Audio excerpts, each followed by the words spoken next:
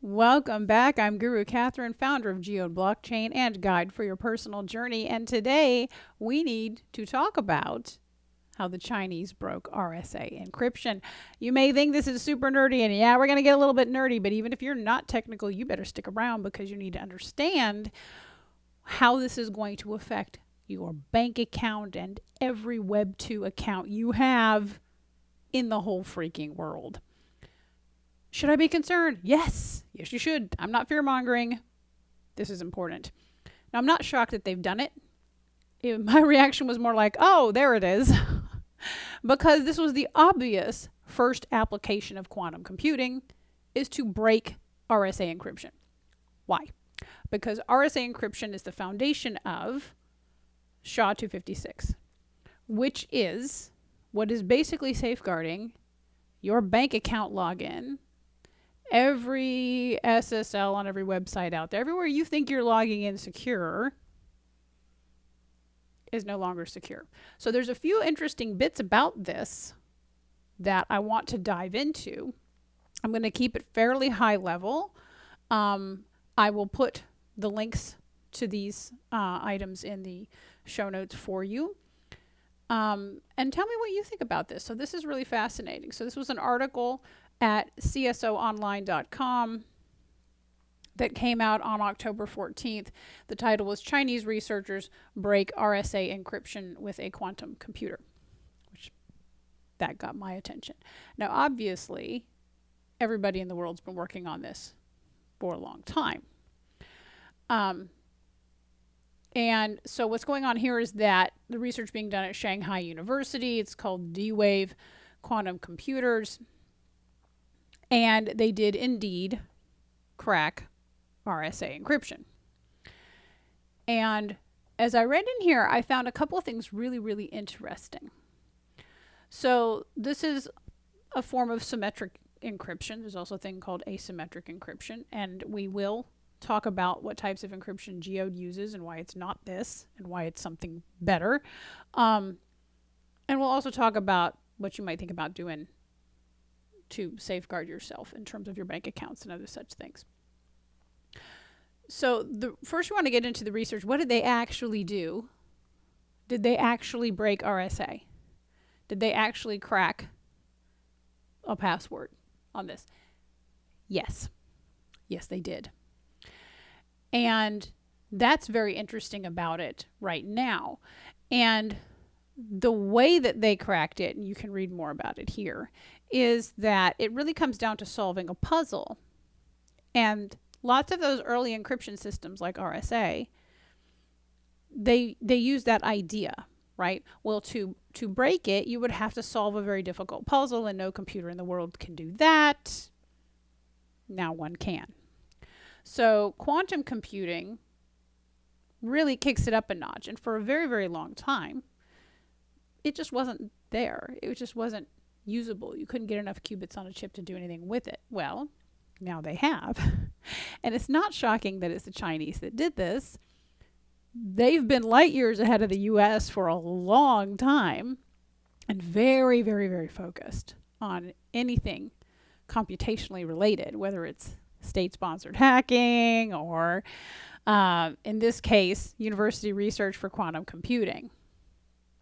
And cracking passwords online is an obvious first thing to do, because if your Defense Department is funding it, they're going to want it to use it as a weapon. They're going to want to use it as a form of attack. So they're going to want to be able to hack into systems, crack passwords on military systems, government systems, first and foremost to get their money's worth out of their funding for you. So it makes sense that you would go RSA, because RSA is what is underlying. It's one of the older ones, but it is at the root of all of your Web2 websites protection. All of them.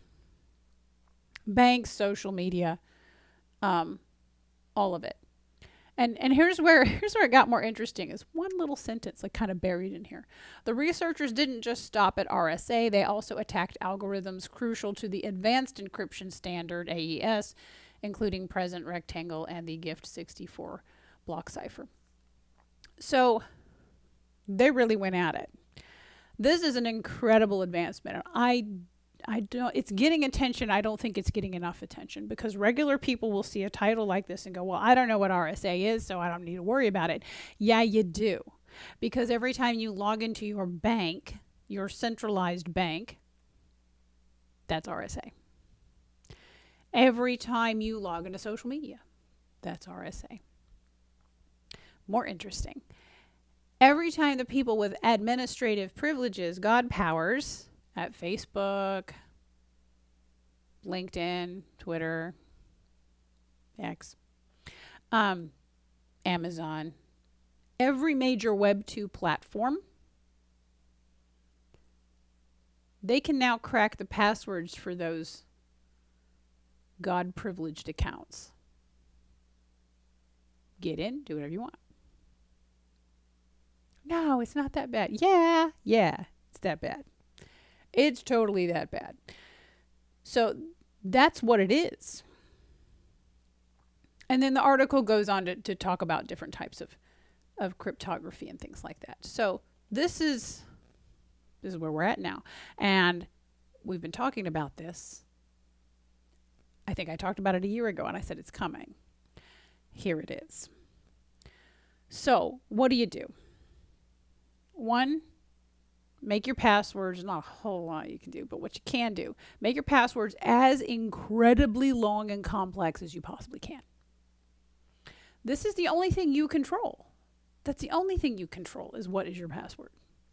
So when it comes to your bank accounts, your social media logins, your logins at any Web2 or unclassified government computer system, or classified government computer system for that matter, everywhere you have a login, I want your password to be ridiculously long. Number 2, I want you to have two-factor authentication. That's where they send a text message to your phone, right? Whether it's a text message to your phone, or if you want to get fancier about it, you download an app and you use passkeys, whether that's from Google or whatever, but you get the app on your phone and you use a passkey app on your phone. Now that's another step above having a text message sent to your phone. Some form of two-factor authentication. Text message is one, passkeys is another. If you choose the text message route for your two-factor authentication, I want you to do something extra. I want you to go online to your cell phone company, whoever your cell phone company is, and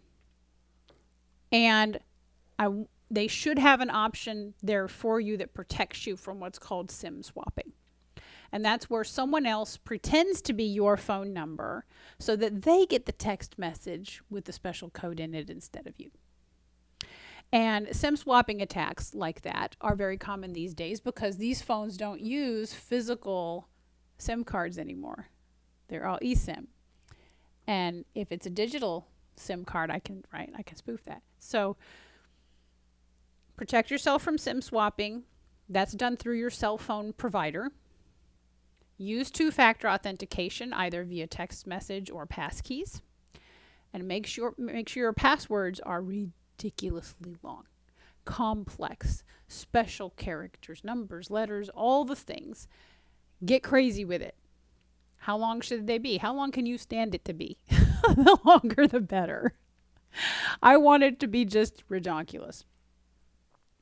So you have to be extremely, extremely careful. Now, here's the super interesting bit about this, and the question I want to ask that I don't see anybody else asking. Why did they say it out loud? If I was running a government program and I had managed to break RSA with a quantum computer, they wouldn't say it out loud. They wouldn't just put it out there in public. Why would you let anybody know that you had that kind of capability? Why wouldn't you just go around real quiet like and break into everything? And while you're in there breaking into everything, go ahead and implant some rootkits in there and kind of, put a little Trojan horses in there and, plant some roots in there just so you can do whatever you want when you want to. Why would you let humanity know that you were able to do that? Why would you say it out loud? And the only reason I can think that they reported it like that, like, hey, guess what kind of weapon we've got now, is it's a negotiating tactic. It's negotiation. The weapons of the future are not bombs. It's this. It's quantum computing and encryption breaking. And the only reason you would say it out loud is a shot across the bow. It's a negotiation mechanism. Because now, when you go to the Chinese government, when you go to them and you're negotiating a trade deal, trade agreements, right? Tariffs or not tariffs, import fees and things, and you're trying to negotiate these deals, they've got you. Well, really, they've had you for a while, but this is a new level. So I find it very, very interesting that they chose to say it out loud. And what this tells me, because here's the next question. Why did they choose to say it out loud now? Why October, probably early October, put out a paper? Nothing happens under their government funding in a rogue way. So what that tells me is that they've actually probably been sitting on this for a year or two, and that they've already broken into pretty much everything they wanted to break into, and that they've already implanted all the rootkits they wanted to. And now maybe it can be a negotiation piece without actually having to give up everywhere they've already broken into.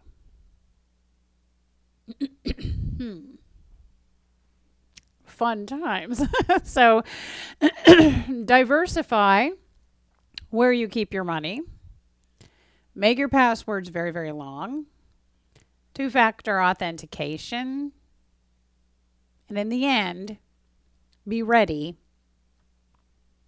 to do without any kind of Web2 capability that you've gotten used to. So what is the answer? Web3, obviously. Why? Because blockchain, depending on the chain, tends to operate on different encryption mechanisms than this. So, for example, Geode is based on substrate, so we're using ED 25519, SR 25519. And then Blake 2, Blake 2 hashing algorithms on top of that. What the heck does that mean? So it's a more secure and yet faster encryption algorithm. These days, although faster is, that's great, but more secure is much more important. So these are more secure than RSA. And more importantly, different and asymmetric. What does that mean? It just means it's going to be another layer much harder to crack. Now, if they've cracked this one, why can't they eventually crack ED 25519? I'm sure they will.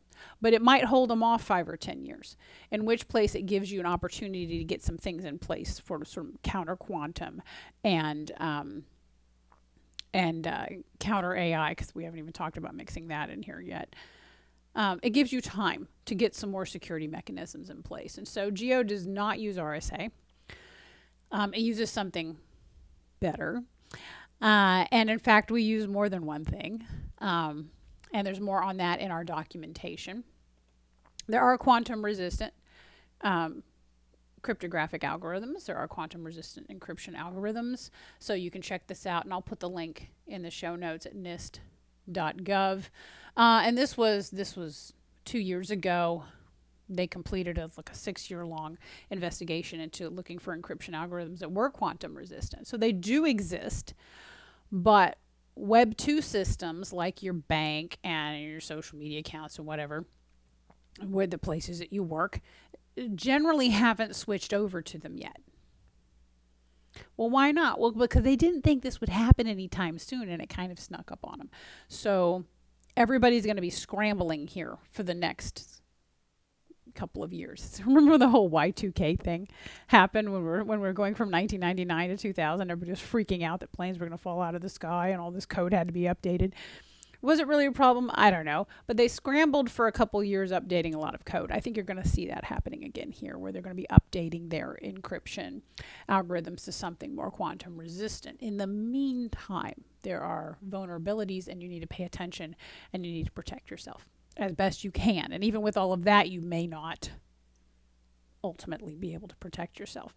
The good news is they're probably not after you. So I'll make this my last point. Most of us, they're not interested in. They're much more interested in major players in terms of intellectual property, big money, big information,